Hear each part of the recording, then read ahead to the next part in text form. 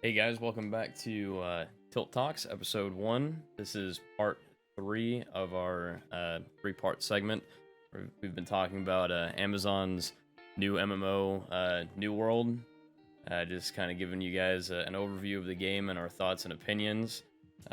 Just to give you an overview of what we're talking about in this last segment, we're going through talking about mounts, transportation, the campfires and respawn mechanics. We went over some of the companies and factions. We also talked about a little bit about how the character creation server cluster setup was in the beginning of the game, and then we just had a little bit of a wrap up about the last 10 minutes of the video, kind of doing a quick overview of everything we had talked about. With that being said, I hope that you guys enjoyed episode 1. We're coming up with ideas for episode 2. Not sure when that's going to be out, but hopefully it'll be sometime very soon. But as always, if you guys enjoy the video, enjoy the content, make sure that you like and subscribe, hit those buttons, make sure you have your notifications turned on. I will timestamp out this video just like the other two to make things easier to navigate. And then any kind of comments, feedback, things that you can do better, things that you like, things that you didn't like, just leave that down in the comments below. And get right into it. Right, and just like Banana said, if you didn't already know, the game is being pushed back to, as of right now, it's spring of 2021. I guess apparently they're going back and reworking a lot of the, mechanics and whatnot of the game. Personally, from what I've played and from what I've seen, and just from comments from other people, the game, I think, could have been released in the state that it's currently in. Obviously, if they continued and they, polish things up and optimize some stuff, and like you said, if they're going to add mounts or whatnot, because I'm not sure if they are putting mounts in or not, but it'd be kind of crazy if you have to traverse, all the way across the map, which is a pretty good size map. Yeah, if there's no like teleporting or whatever as far as like going a great distance, then that could be very problematic. I'd have to agree with you on that. Correct. So they do need some mode of transportation to make things faster. It's not like Albion where, it's broken up. You do have to travel some distance to get to the bigger, the main cities, but it's not, you're not traveling for 30 minutes to get from one, tile set into the next, like, area or whatever. Which, just from my experience, running from the main town out to some of the edges of this area that I'm in right now, it would take you a good, sometimes like 5, 6, 7 minutes to get like midway points sometimes. So going all the way to the edge of the map would probably take, like you were about to say, like probably about 15, maybe even 20 minutes, depending on what you run into. Yeah, and if you take a look at the map, like, because we started in the bottom right hand side down there, first light. Correct. And to run up to where we are, if you follow the path, like as you see, you can't cross those mountain paths because they're upward mountains. So the black is upward mountain. So you could, going back down there, we could fly through it. Be falling through the sky, following with style like with Buzz Lightyear out here. But going upwards, yeah, that's where the problem comes in, because you can't just skip it. You actually have to follow the path, and there's a lot of monsters that'll either be out leveling you, or even if, like for me, you just have PvP on all the time, you can get killed. So, placing that camp down or getting a good respawn point, because a lot of these quests, one of my first quests at level like 10 wanted me to go all the way up to the top right of the map, and that's, I'm looking at that's 60 recommended level for that stuff up there at 65, and I'm like, I don't want to run all the way up there. That's ridiculous. And then just to get up there and realize I'm 40, 50 levels below what I need to be up here, and I'm gonna get one-shotted, and then, Now, the one thing that we didn't touch on is you can put down campfires, which you need just flint and some basic like wood that you can get from bushes or whatever. And what the campfire allows you to do is you can sit down by it and it'll regen your health, and then it also creates you can craft some stuff at the campfire, like food and Mm-hmm. things like that. And Basic necessities. right. It's also a respawn point for you too. So Mm. anytime that you're going far out and you want to create like a midway point, or you get to the location that your quest is in and you don't want to die and get sent back to the main town, or I think it sends you back to, I don't know if it's automatically the main town or wherever you have your like quick travel set to. It's you can pick it. Oh wait, what are you asking? Are you like if you're recalling? No, if you're, when you die, if it's set to your recall city or if it's just the closest like main Oh, town. I don't know because the only way area that I've been in. Yeah. I can tell you the way that works is if you put a campfire down, you can, or you put a camp down, you can teleport back to your camp. But if you die in the area, you get an option. If you've put a camp down, you can either go to the camp or closest settlement type of deal. So the closest town. Correct. For the place that you've put a town to recall to town, you have to actually put down. You have to go into that town and talk to the innkeeper and say, "This is my recall point." So that hour-long cooldown, to when you recall and you see everybody screaming with their hands up like they're doing some powerful anime moves, that's them recalling to their recall point. You can fast travel, which costs Azra. For that, I'll say that's what we're calling it, Azra or whatever. Um, you can use that depending on how far away you are, is how much it costs. But that's how you fast travel without using that hour-long cooldown of recall. That's how they have it set up. It's very it took a little bit to to understand it, but once you understand it, you kind of get it because if you visited that place, you can fast travel to it. But if it's not your desired recall place, you can't just recall and instantaneously go there for free. You either gotta run or spend the money.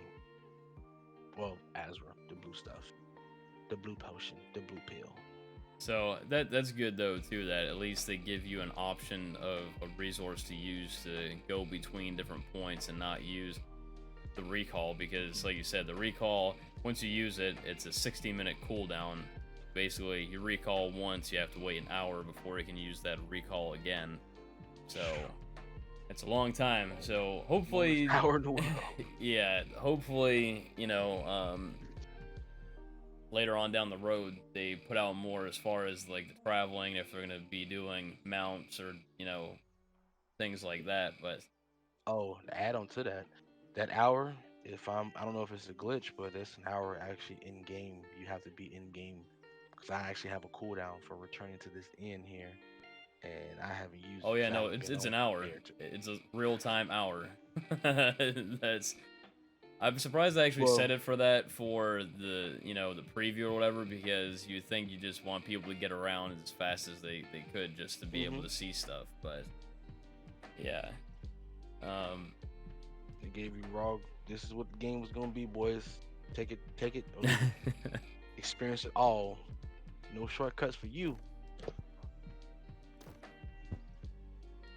uh I don't know. I can't say I understand that. That would be silly of me. That'd be naive. I'm with you on that. They should have cut that in half or put it like 10 minutes so that way you can experience. Because if you go all the way up to the top, you're not trying to wait 60. You're not trying to wait an hour because you have to wait in game an hour. You have to be logged in an hour. Nah, I'm not trying to do all of that. I want to get in and get out and understand it real quick. Don't penalize me.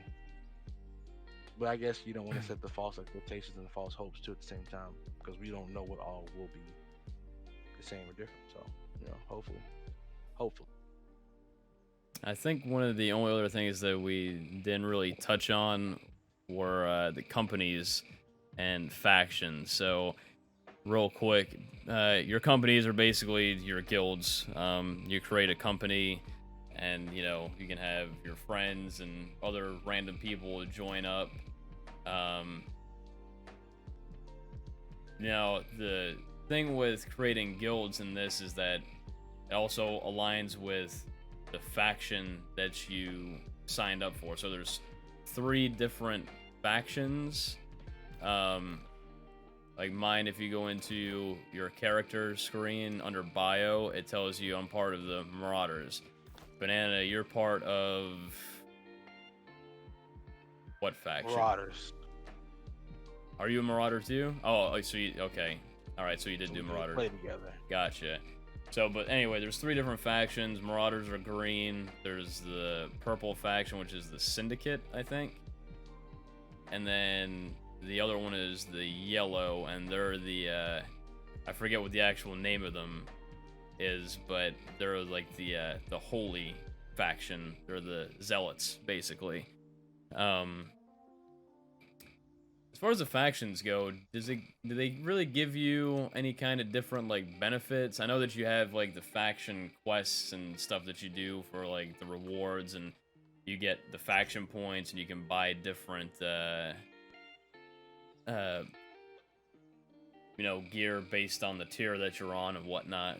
But as far as like anything special, does the different factions give you anything specific based on the faction that you choose? Yes, they do. Well, as you know, once you get the faction, you have access to the faction quests.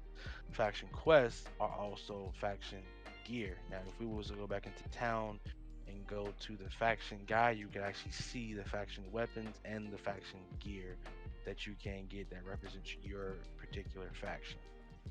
As far as looking at the purple, the zealots, and the divines, not 100% sure what they look like, as I have not had a chance to join or make another character to join that point, because it does take a little bit of time. But I do know that they are separated via faction gear for the faction vendor. Right, and I think that's what I was kind of talking about, is that you can, yeah, you get different gear based on the tier that you're on for that faction, and you know, obviously the higher the tier, the more faction points, whatever, that you have to spend, and you get those faction points by completing quests and, you know, PvP stuff. Yep. Couple different ways of getting it.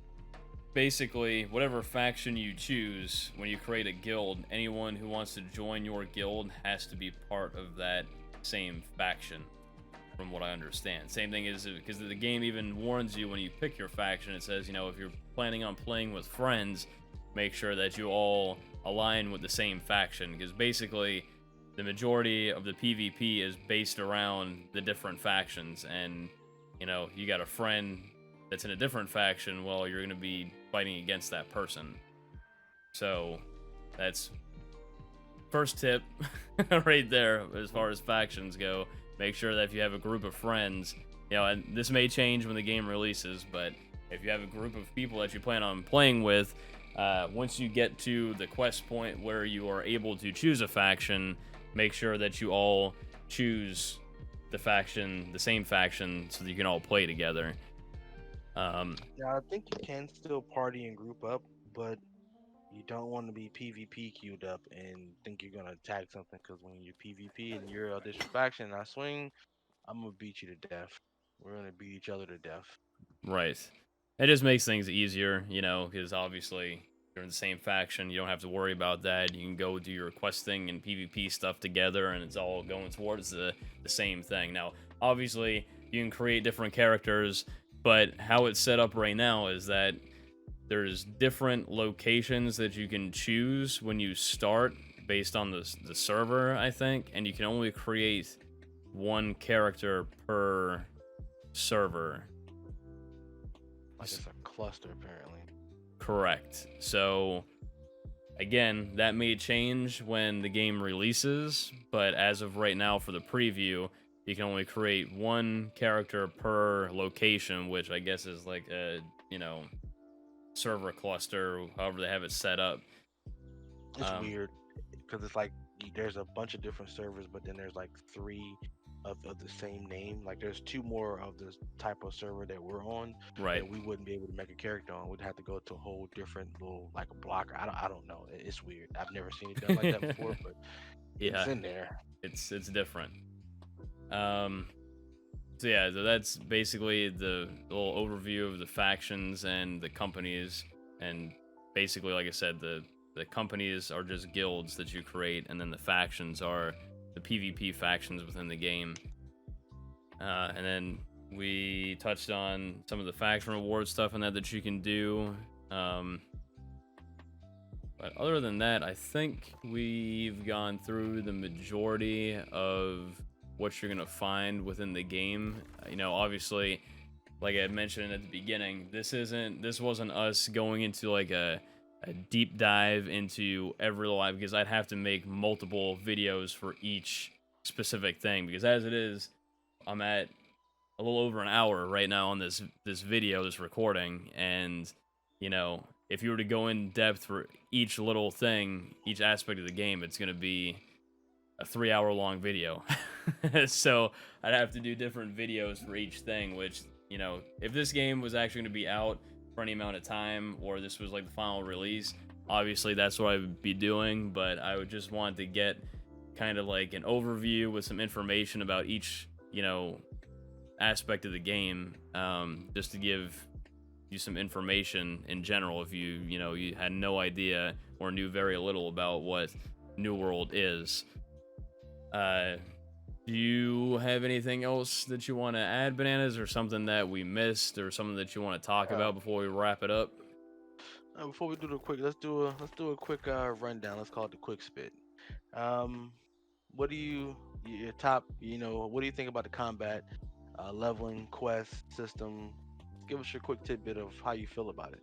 What are your thoughts and what are your thoughts on it? As far as the combat goes, I think the combat is in a fairly decent spot. I do enjoy being able to dodge and block, and the fact that it's set up like an action RPG where it's not, oh, I click and it's like an auto attack, and like tab target and stuff like that.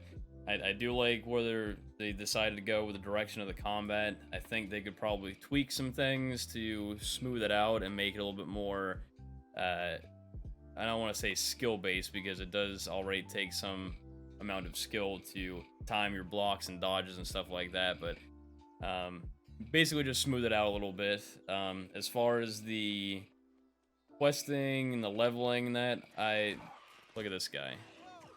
He, he there you go. There's a little combat for you. Old Um, school. Wow. yeah, right. So the questing and all that. I think the questing is pretty standard for the most part.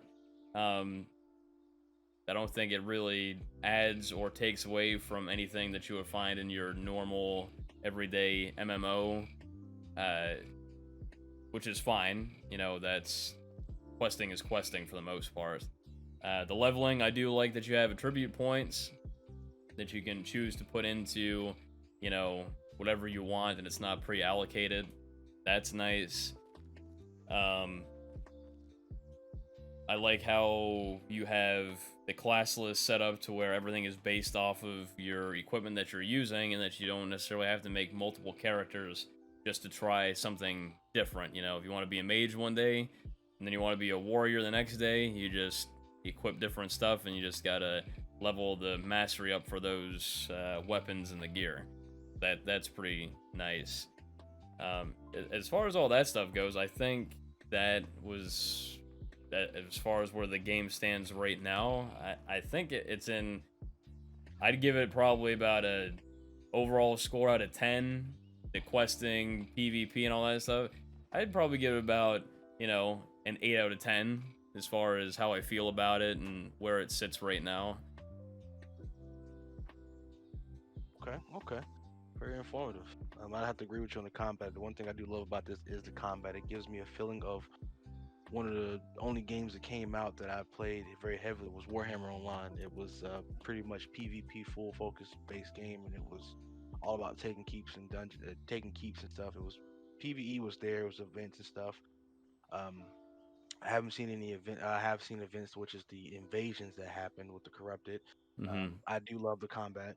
Combat, hands down, to me is phenomenal. Again, it can be better. It could. There's a lot of work that can be going into it, and a lot of more changes that could be done. More weapons and more. builds and stuff like that can be happening. But as far as what it is right now, I enjoy it. I would This would be something I would actually play. If it was an early access type of deal, I wouldn't be upset with this. This would be one of the more better early access. Questing system is pretty straightforward. Sometimes it get, it's for some most of the part it's repetitive. Having to run all over the place just to do your main quest. All the quests are yellow.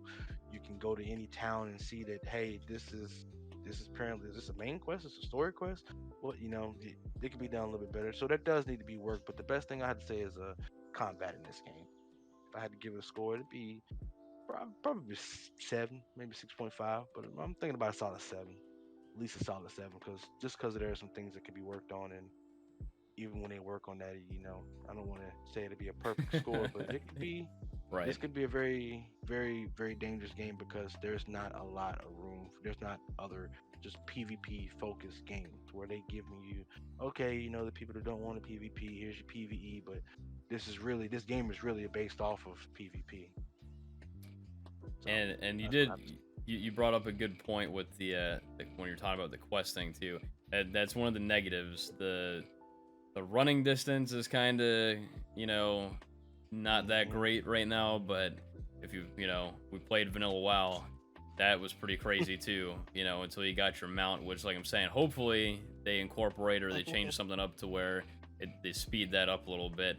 The other thing that you mentioned too, I think they could, now I could be wrong, it may already be in here and I just never noticed it. And like I said, with both of us, we're not subject matter experts on the game. There's probably things that we missed or misquoted or something. So don't take everything for like 100% truth from what we're telling you, because there could be certain things that either we misinterpreted or they are actually already in the game. We just haven't noticed it. But with the questing, they do color code certain things to where it tells you the difference between if it's a faction quest, if it's like a storyline quest or whatever. The one thing that I would say, if it's not in here already and I just didn't notice it, was telling you if the quest that you're about to do is in an area that has higher level monsters. So basically, like danger level or something, to where it's like, yes, you can do this quest, but because you may not necessarily have to kill the creatures, but you're gonna have to go into an area where you get the Just task. 21. Yeah, you get the task at say level 15, and the things that are in the area are like level 20 to 23. You know, That's that's actually in the game.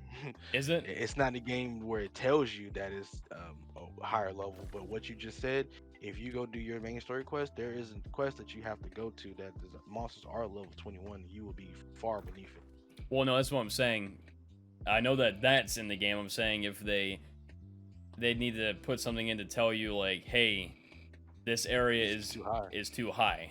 Yeah, they don't have that. Yeah, They don't care. Just run in yeah, there and right. do it. And then you figure it out like, oh no, I don't want to aggro this thing because it's gonna like 3-shot me because I'm 6 or 7 levels under, the creatures of that area. But that's definitely an improvement on that side of it. They should probably give you some kind of heads up, like, hey, the stuff you're about to fight is gonna be above your level, just so you don't run 15 minutes and then die in 3 seconds and be annoyed.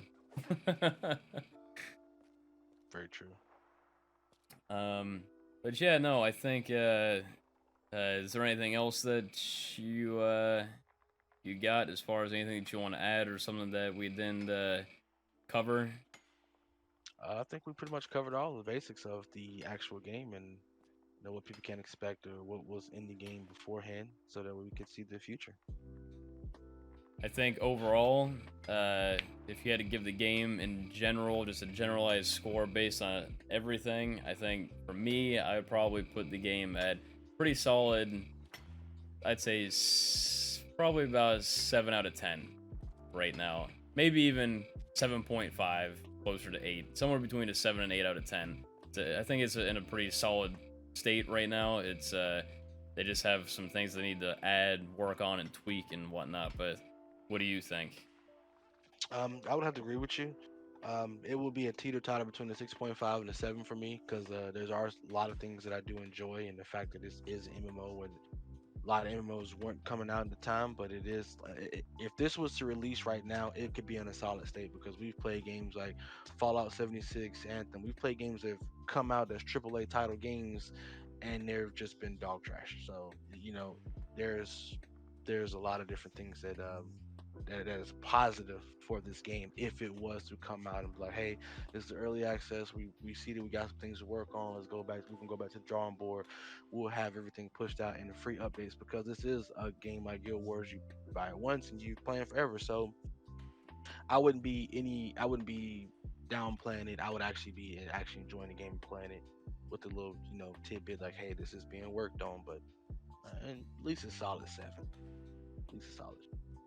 Yeah, I'm in basically the same spot as you. In chat, this game is 10 times better than ESO and looks way better too. People feel like this game is a wonderful game. It would be nice if they would say, hey, let's keep the game open, keep the worlds. And allow people to play this, and then we'll make our changes and take it down and have the new update or whatever they plan on doing, however they're doing it. But this is a game people would play because we're in the drought for games where the world is, and this is something of a breath of fresh air. Even if it is bad to most people, this game is still a breath of fresh air for some. Right, and I think the general consensus is, from what I've been seeing, just people chatting in the general chat, and that is that the game, I think, is good where it's at, but at the same time, it's not something that is a game changer either. It doesn't add a whole lot from stuff that's already out there, but also doesn't take away anything either. It's more of a game that's PvP focused, I think, as opposed to like PvE. Now you can still do the PvE, but they do focus a lot on the PvP aspect. But definitely, like, if this was to release September 4th or whatever, I would say that it'd be in a pretty decent spot as far as what's out there right now. But I guess we'll just have to wait and see, and if they do any more open betas or closed betas as they start reworking things and doing different stuff to the game, to see how it kind of progressed from where it's at now to what the their end game state is going to be. But One thing I will say about the general chat is as we see it scrolling, um, like I was telling you before, people that hate this game and say the PvP is trash is just clearly not good at it. They get dumped on. That's why you don't see a lot of people flagged up. Like me, I'm 100% flagged up always.